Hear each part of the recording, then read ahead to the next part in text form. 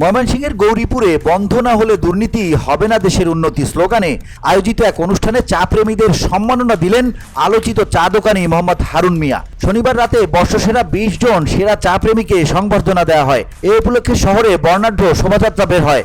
শোভাযাত্রায় চা গ্রাহক, বইপ্রেমী ছাড়াও স্থানীয় গণ্যমান্য ব্যক্তিবর্গ সহ সাহিত্যিক, সাংবাদিক, লেখক, কথা সাহিত্যিকরাও অংশ নিয়ে হারুনের উদ্যোগকে স্বাগত জানিয়ে দেশের দুর্নীতি বন্ধের আহ্বান জানান। বর্ষসেরা গ্রাহক সম্মাননা অনুষ্ঠানের পুরস্কার হিসেবে ক্রেস্টের সঙ্গে বইও প্রদান করা হয়। সেরা চা গ্রাহক ও বইপ্রেমীদের উপহার তুলে দিয়ে প্রধান অতিথি হিমেল চৌধুরী বলেন, একজন চা বিক্রেতা হয়ে হারুনের যেখানে 2 টাকা লাভের চিন্তা করার কথা, সেখানে তিনি প্রতিদিন 6টি পত্রিকা রাখছেন দোকানের চা প্রেমী গ্রাহকদের পড়ার জন্য।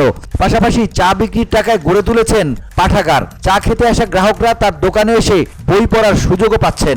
নিবন্ধন করে পড়ার জন্য বই বাড়িতেও নিয়ে যেতে পারছেন। হারুন হতে যাচ্ছেন আমাদের আরেক পলান সরকার। চা বিক্রেতা হারুন মিয়া বলেন, আমি প্রতি বছর দোকানের সেরা চা গ্রাহক ও বইপ্রেমীদের সম্মাননা দিয়ে থাকি। সেই ধারাবাহিকতায় আজকে অর্ধশতাধিক গ্রাহক ও বইপ্রেমীকে ক্রেস্ট ও বই দিয়ে সম্মাননা দিয়েছি। পাশাপাশি দুর্নীতি বিরোধী শোভাযাত্রা করেছি। VOD Bangla news desk.